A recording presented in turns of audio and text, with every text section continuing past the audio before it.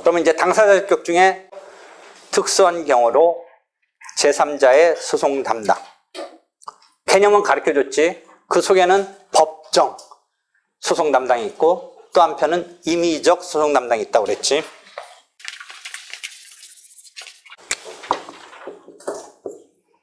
제3자가 소송을 담당하는 거야.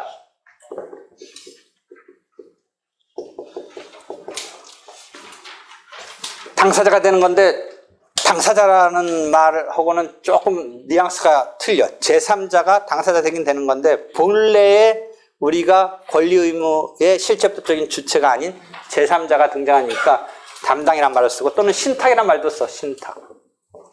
신탁이란 말도 써. 여기에는 법률의 규정에 따른 법정이 소송 담당이 있고 본인의 의사에 의해서 맡겨지는 담당자로 내세워지는 임의적 소송 담당이 있어. 임의적 소송 담당. 임의적 소송 담당은 원칙적으로 실무상 불허를 해. 기본 베이스는. 왜 불허하는 거야? 남을 시켜서 내세울 수 있으면 남을 내세우는 개념 중에 뭐가 하나 있어? 대리라는 개념이 하나 있잖아. 대리. 대리는 본인이 당사자고 대리로 내세우는 건데 대리인이 등장하고 있더라도 이게 법정 대리든 변호사 임의 대리든 이게 당사자잖아. 대리잖아. 그건 구별이 확실히 되잖아. 그 다음에 뭐 소송에서는 있기는 힘든데 사자라는 뭐 이렇게 단순한 심부름도 있어서 제3자가 등장하는 경우도 있을 수는 있지만 하여튼 대리와 본인이라는 관계는 우리가 실제법에서 배운 그런 대리. 담당은 대리가 아니라 이 담당자가 당사자가 되는 거야. 본인도 있지만 원래 권리 이 기속 주체가 있지만 담당자로 나서는 게 허용된다는 전제라면 그 담당자가 당사자가 되는 거야. 그런데 임의적으로 당사자로 내세우는 거를 함부로 임의적으로 허용을 하면 변호사 대리의 원칙을 잠탈할 우려가 있다라는 표현을 써. 대리랑 담당은 개념은 틀리지만 뭔가 제3자가 나와서 소송을 수행하는 것은 그 어떤 방식은 조금 다른 거지만 본인이 있고 대리라든지 담당자는 그 자가 당사자라든지 하는 건 다르지만 제3자가 뭐가 등장한다라는 이 결과적인 상황이 비슷해져 가지고 그걸 잠탈할 우려가 있어. 변호사 대리의 원칙을 잠탈할 우려가 있어. 그래서 임의적 소송 담당은 변호사 대리의 원칙을 잠탈할 우려가 없는 경우에 케이스 바이 케이스로 인정해주고 있어. 기본적으로는 인정하지 않아. 변호사 대리의 원칙을 잠탈할 우려가 없고 뭔가 필요성이 있을 때 그것을 인정해주고 있어. 함부로는 인정하지 않는다. 한편 법정소송 담당은 우리가 대표적인 게 뭐야? 민법 404조의 채권자 대의 소송. 채권자 대의권이 실체법적으로 행사되기도 하고 소송으로 행사됐을 때 채권자 대의 소송이 제3자의 소송 담당 중에 법정 소송 담당인 걸 한번 봤지. 그치? 지금 을이 병에 대한 채권을 갖고 있다라고 한다면 을이 주장하면서 원고가 되고 병이 을로부터 피고가 되는 건데 이때 갑이 원고가 돼서 등장해. 왜 등장해? 이 피보전 채권이라고 해서 자기가 을한테 돈 받을 게 있는데 을이 별다른 재산도 없이 뭐 이 채권이 하나 있는 거를 행사를 안 하고 있어. 별다른 재산이 있다면 여기다 자기가 받는다면 받을 수 있기 때문에 그치? 이런 경우는 보전의 필요성이라든지 하는 게 굳이 이걸 대의권에 의해서 행사할 필요성은 없겠지. 다른 어떤 재산이 있거나 얘가 그 다음에 뭐 얘가 지가 적극적으로 행사하고 있다든지 하면 행사할 수 없게 되는 거지. 근데 하여튼 무슨 일정한 요건을 충족해가지고 갑이 등장해서 원고가 돼서 병한테 특히 금전적인 청구는 어때? 직접 자기가 상계적 처리를 위해서 수령도 가능해. 자기가 원고가 돼서. 그 다음에 이 채권자 대의 소송은 널리 유용돼서 넓게 확장돼서 이전 등기 청구 소송 같이 특정 채권을 보전하기 위한 경우에 유용돼서 쓰인다. 이런 게 여러분이 공부하고 있는 거지. 그렇죠?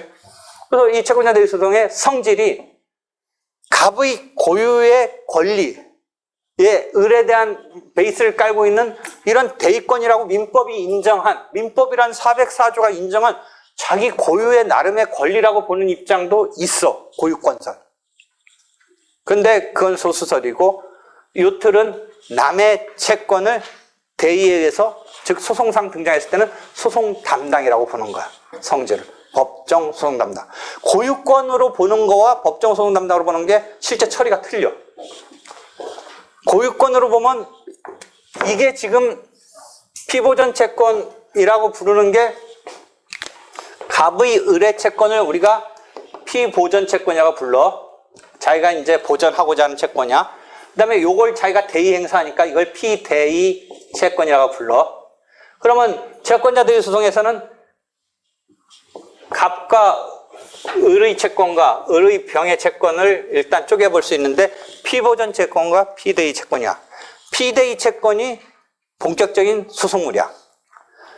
피보전 채권은 갑이 을의 채권을 대의 행사할 수 있는 근거가 되는, 즉 당사자 적격을 갑한테 부여하게 되는 계기가 되는 그런 채권이야.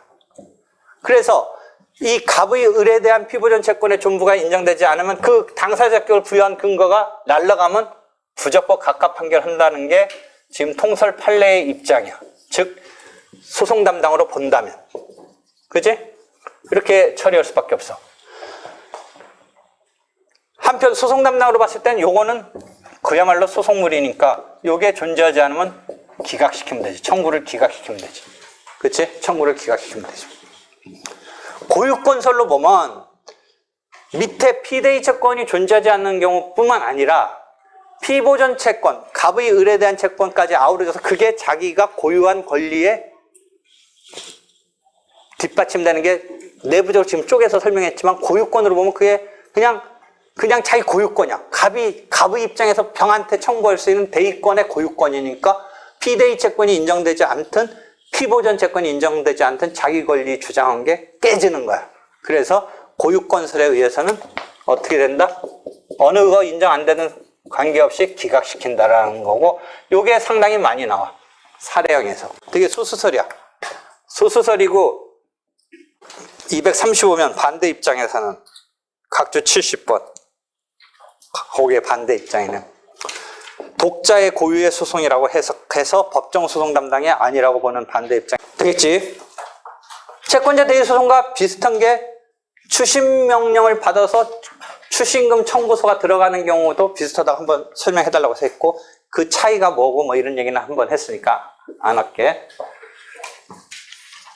이 법정 소송 담당 속에 들어가서 무슨 또 막 분류도 하는데 큰 의미는 없어. 법정 소송 담당과 임의적 소송 담당만 분류하고 그 속에 들어가서 분류하는 건 큰 의미는 없어. 그러니까 채권자 대의 소송 틀이 왜 제3자의 소송 담당인지 이해하면 돼. 하나 또 그냥 내가 얘기했던 것 중에 뭐가 있었어. 인지는 사후인지라고 해서 특이하게 그 죽은 아버지를 대상으로 일정한 기간 낼 수가 있어. 그러니까 사후적으로. 사후적으로 내니까 지금 인지를 받아서 아들로 인정받으려고 그래. 지금 피고가 누가 등장해야지. 피고가 누가 등장해, 거기에. 검사가 등장해서 피고 역할을 해준다고 그랬잖아. 그 사람이 왜 하는 거야? 공익의 대표자로서 죽은 꼭 왕 회장이 아니더라도 그런 상황에서 사후인지에 있어서 검사가 피고로 등장을 해. 그럼 이 사람이 뭐 자기 아들이 아니야. 뭐 아무 상관없는데 관할구역의 검사일 뿐이야.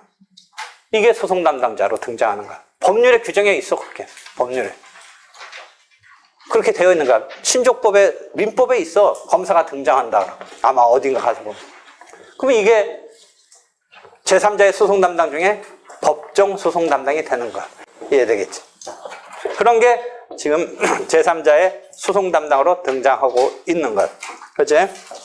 그 다음에 법정 소송 담당, 다음에 임의적 소송 담당이 있는데, 요 직전까지 질문하고. 질문 없으면 수고했어. 감사합니다.